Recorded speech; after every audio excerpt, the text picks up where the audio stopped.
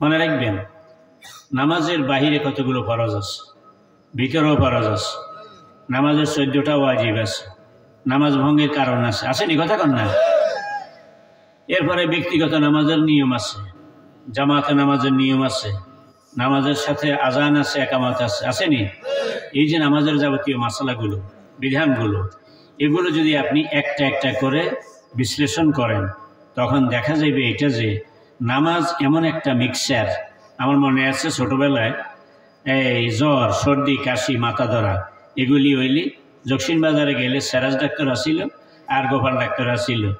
এরা শিশি একটা লইয়া বিভিন্ন বোতলের থেকে ওষুধ কিছু কিছু লই এটার মধ্যে ইয়ে করে মিক্সার বানাইতো। ওরা কথা কয় না, এই মিক্সার কয় কিনলেই, যেহেতু মিক্স মানে হলো মিশানো, তো বিভিন্ন রকমের ওষুধের মিশাইয়া যেটা বানায় এটার নাম মিক্সার, মানে বিভিন্ন ওষুধ মিশ্রিত।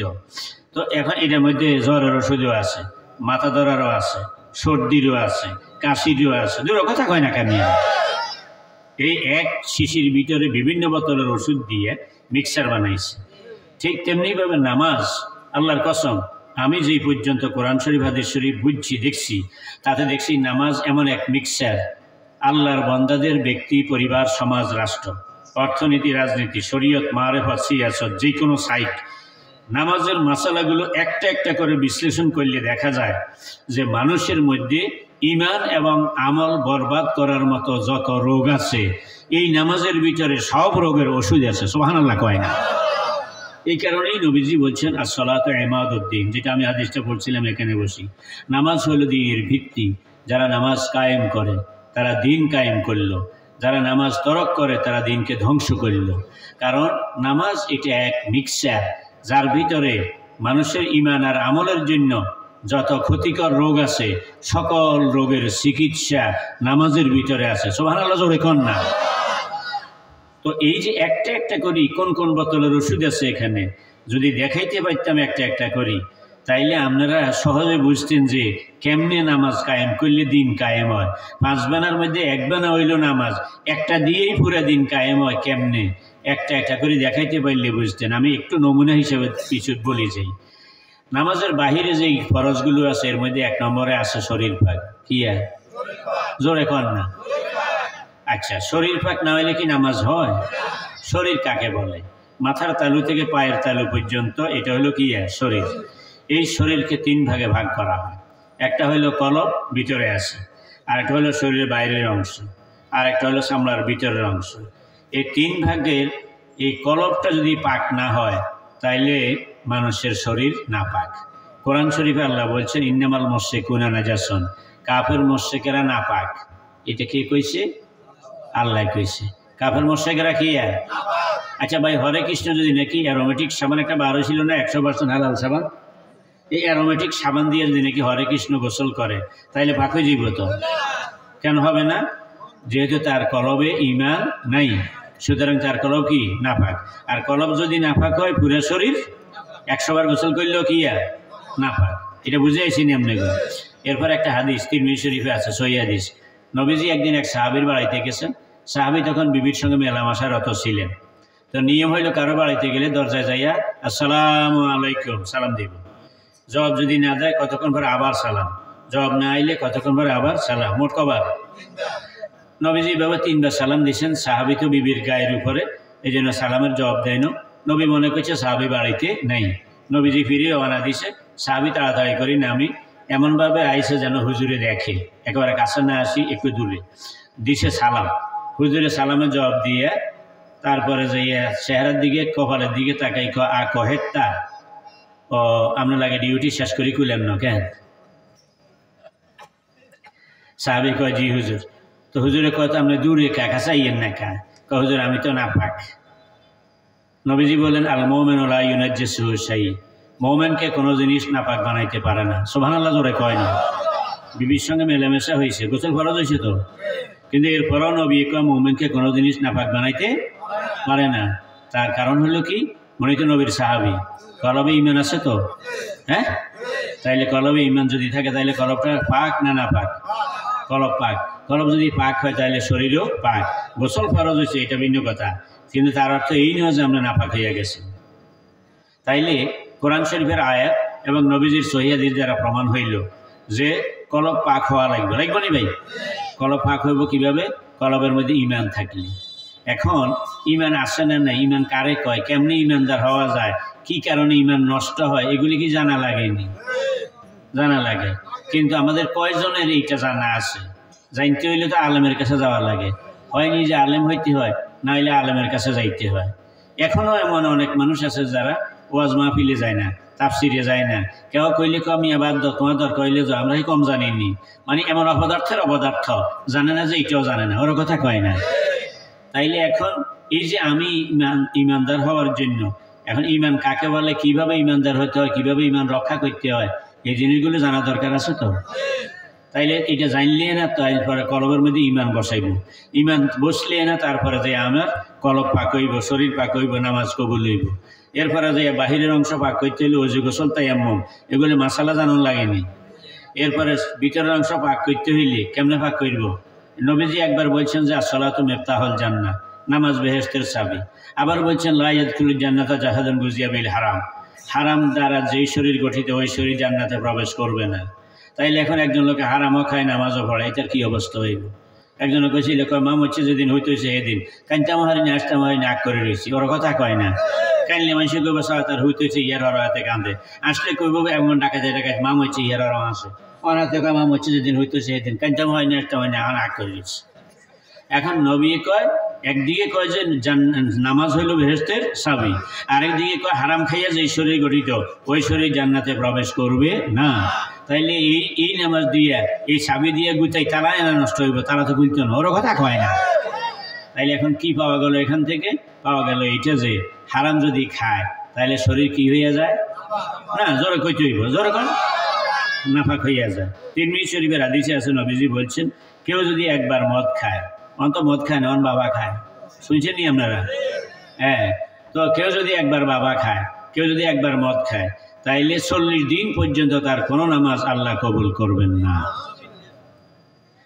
আর তো মদ যদি নাকি একবার খাইলে 40 দিন নামাজ কবুল না হয়, আলেমেরা জানে মদের চেয়ে 100 গুণ বেশি মারাত্মক হইল সুদ। কি কিন্তু দেখা যায় যে এখনো আমাদের দেশে সুদের কারবার আসেনি। গ্রামগঞ্জেও তো সুদের কারবার আছে, সোনালী ব্যাংকে তো সুদ নেই, রূপালীতে, জনতায়, কৃষি ব্যাংকে, বাংলাদেশ ব্যাংকে, অগ্রণীতে, জোরে কয় না কা আসেনি। তাইলে বাংলাদেশের অর্থনীতিটা এখন সুদের অর্থনীতি। আমরা যারা মাদ্রাসায় শিক্ষকতা করি, আমাগরে বেতন দেয়, যে বেতনের সরকারি কোষাগার থেকে দেয়, তো যেই কোষাগার থেকে আমাগরে বেতন দেয় ওই কোষাগারের ভিতরে সুদের টাকা জমা হয়েছে। তো তাইলে ইচ্ছে হোক অনিচ্ছে হোক সুদের অংশ আমি মুলুবির পেটেও আইল, ওর কথা কয় না। আর সেই টাকা দিয়েই টুপি কিনি, ওর মাথা দিয়ে আপনার সামনে হুজুর হইব হয়েছি।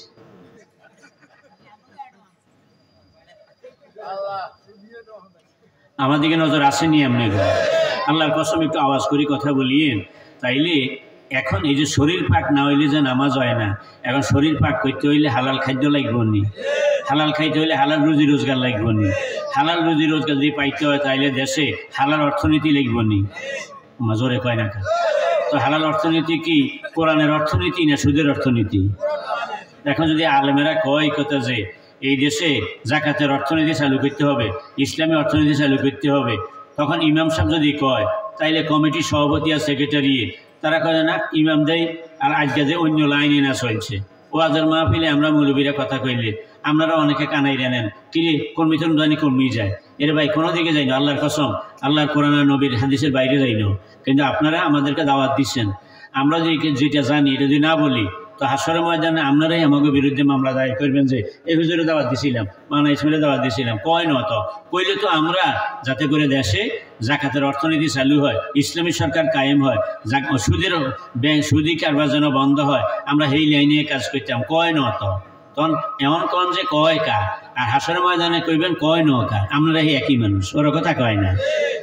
তো সুতরাং এই শরীর পাক করতে হইলে আমাদের দেশের অর্থনীতিটা ইসলামী অর্থনীতি, জাকাতের অর্থনীতি, হালাল অর্থনীতি লাগবো নি, জোরে কয় না লাগবো নি। এইভাবে যদি নাকি আমাদের একটা একটা করিয়া আমরা বিষয়গুলো তালাশ করি তখন দেখা যাবে এই কথা যে নামাজ এমন এক মিক্সচার, জীবনের প্রত্যেকটা দিককে সংশোধন করার মতো ওষুধ আল্লাহ তাআলা এই সালাতের ভিতর দিয়েছেন। সুবহানাল্লাহ কনজরে। আর 5 মিনিট সময় আমার হাতে আছে, হুজুর আসছেন। সম্মানিত হাজিরিন, এই যে নামাজ, এই নামাজটা আদায় করতে হইলে জামাতে পড়া লাগেনি? জামাতে নামাজ পড়া লাগে। তো এই মাওলানা সাহেব পাশে আছেন, আমরা তো একই ইউনিয়নের মানুষ। তো ফতোয়ার কিতাবে আছে জুমার নামাজ, ঈদের নামাজ, এগুলি জায়েজ হওয়ার জন্য, সহি হওয়ার জন্য কতগুলো শর্ত আছে। তার মধ্যে একটা শর্ত আছে হুজুরুস সুলতান ও নায়েবিহি, যে জুমার নামাজে, ঈদের নামাজে সরকার উপস্থিত থাকবে অথবা সরকারের প্রতিনিধি উপস্থিত থাকিয়া জুমার নামাজ পড়াইবে। নবী মদিনার রাষ্ট্রপতি যখন, তখন জাতীয় মসজিদ মদিনার মসজিদের ইমাম ছিলেন নবী। এরপর আবু বকর, ওমর, ওসমান, আলী রাদিয়াল্লাহু তাআলা আনহুম, ওনারা যখন যিনি খলিফা হয়েছেন তখন তিনি জাতীয় মসজিদে ঈদের নামাজ এবং জুমার নামাজের খতিব ছিলেন। সুবহানাল্লাহ কইতেন নজরে। তাইলে এখন যদি নামাজ যারা করে তাদের নামাজের হেফাজত, আর নামাজে করবে তাদের হেফাজত, ওরাই হবে আমার জান্নাতের সম্মানিত মেহমান। মনে আছে তো কথা আয়াত? তাইলে এখন আমরা যদি নামাজের হেফাজত করতে হয়, তাইলে আমাদের জুমার নামাজ, ঈদের নামাজ বাইতুল মুকাররমের খতিব হবে হয় রাষ্ট্রপতি, না হয় প্রধানমন্ত্রী। যদি উনি কোনোদিন নাও থাকেন, রাষ্ট্রীয় সভার কোথাও যান, তাইলে আরেকজনেরও উনি দায়িত্ব দিয়ে যাইবেন। কিন্তু এমন লোক মুসলমানদের দেশে প্রধানমন্ত্রী, রাষ্ট্রপতি হবেন যিনি রাষ্ট্রের ইমামও হবেন, জাতীয় মসজিদের ইমামও হবেন। সুবহানাল্লাহ কয় না? হওয়ার মতো যোগ্যতা রাখেন, এরকম এলেম আর আমল তার ভিতরে থাকতে হবে। আজকে কি সেই অবস্থা আমাদের দেশে আছে? তাই আমরা যেই নামাজ পড়ি, এতে আমাদের নামাজ সুরটটা আছে কিন্তু রুহুটা নাই। সাহাবায়ে কেরামের নামাজ ছিল জিন্দা নামাজ।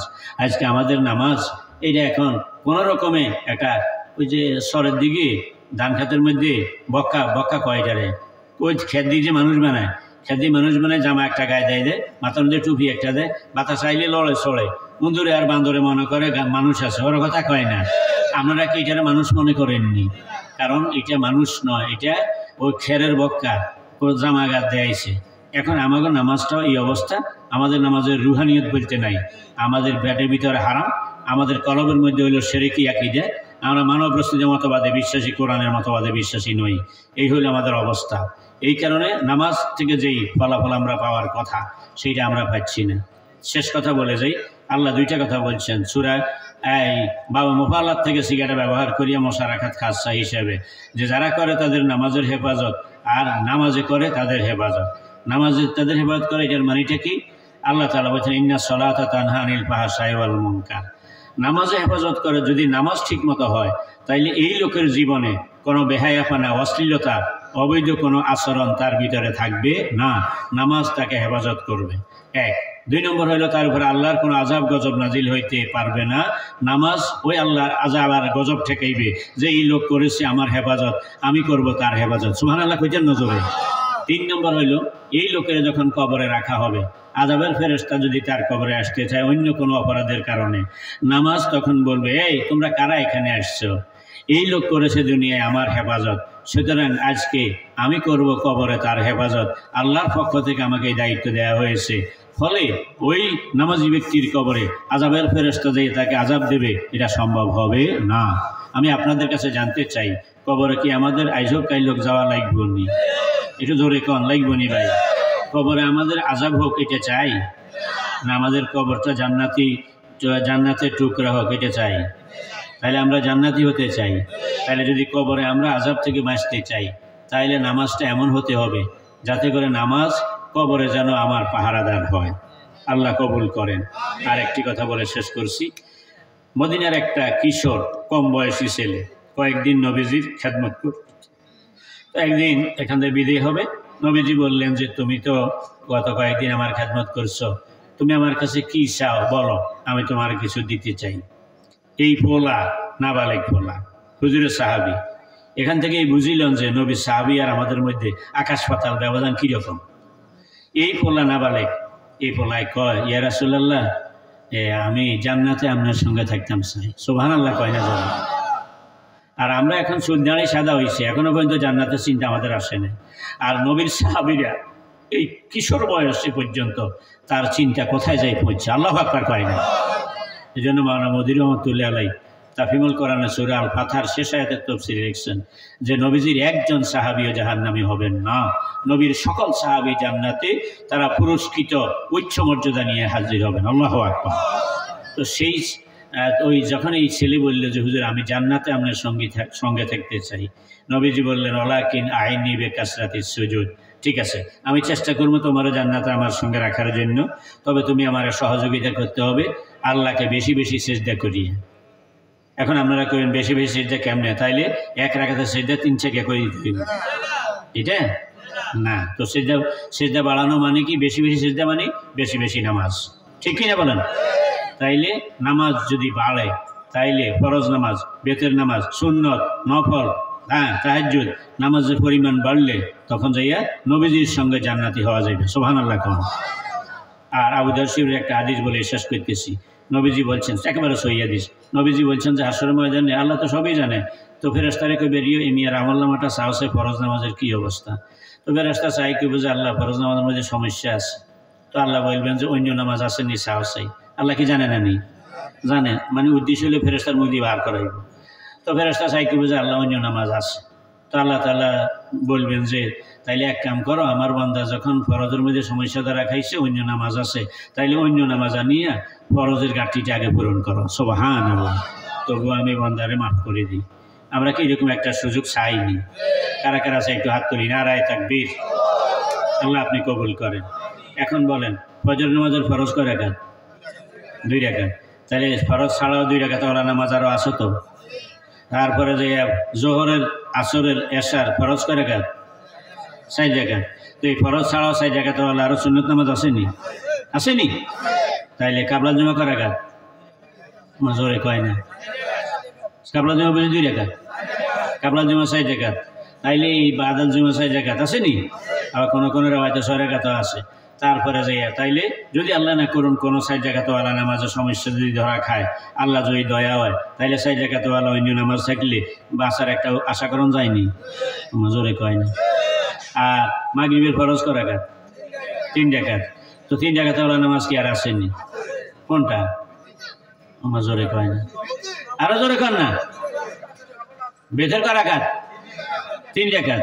তাইলে আল্লাহ না করুক কোনোদিন যদি নাকি আমাকেও মাগরিবের কোনো সমস্যা হাসরের ময়দানে ধরা পড়ে, আয়তো আর কাজা করণ যাইতো না। তো যদি অন্তত বেতের নামাজ 3 রাকাত যদি থাকে আর আল্লাহ যদি দয়া হয়, তাইলে যদি একটা মাসার একটা লাইন হয়নি। এখন যে নতুন করে কথা বার এসে এক গ্রুপে বার করছে বেতের 1 রাকাত, এই হোলা পাইলে আবার কি অবস্থা হইব? এগুলো শেষই দিবেনি ফেরেশতারা সারাই আউট হল। তাইলে এখন নামাজের রাকাত কমাইতে হইব নাকি বাড়াইতে হইব? তাহলে সাহাবায়ে কেরাম এই জন্যই ওনারা 3 রাকাত বেতের জমাতে আদায় করেছেন, তারপরে যে 20 রাকাত তারাবি আদায় করেছেন, কাবলা জমা পড়েছেন, বাদাল জমা পড়েছেন। আমাগো আগের মুরব্বীরা আমগরে নামাজ শিখেছে যে প্রত্যেক নামাজের লগে জোহরের নামাজ 12 রাকাত শিখেছে, বা এশার নামাজ 15 রাকাত শিখেছে নি? এর লগে 2 রাকাত নফল সহজ মিলেছে নি? আগের আলেমরা বুঝে শুনিয়ে মিলেছে এগুলো। আগের আলেমরা আমাদের সেই এলেমে আমলে ভালো ছিলেন। আপনারা আগের আলেমরা যেভাবে শিখেছে ওইভাবে আমল করবেন, মনে থাকবে তো ইনশাআল্লাহ। আমি আর কথা বাড়াই না, হুজুর আসছেন, উনি বয়ান করবেন, আখিরি মুনাজাত করবেন। আমি আল্লাহর কাছে দোয়া করি, আপনাদের কাছে দোয়া চাই, আল্লাহ যেন আমাকে সহ আমাদের সবাইকে যেন আল্লাহ তাআলা যেই কথাটা বলছেন যে যারা করবে তাদের নামাজের হেফাজত, আর নামাজে করবে তাদের হেফাজত, ওরাই হবে আমার জান্নাতের সম্মানিত মেহমান। আল্লাহ যেই কথাটা বলছেন আল্লাহ যেন আমাদেরও সেইভাবে বাকি জীবনে নিজেদেরকে তৈরি করার তৌফিক দান করেন। আপনারা কষ্ট করে মাহফিল যারা আয়োজন করেছেন, বিভিন্ন এলাকা থেকে আসছেন, বসছেন, আল্লাহর কাছে দোয়া করি আল্লাহ সবাইকে কবুল করেন। সকলের কাছে দোয়া আছে। আমার আলোচনা শেষ করছি। সুবহানাকাল্লাহুম্মা ওয়া বিহামদিকা।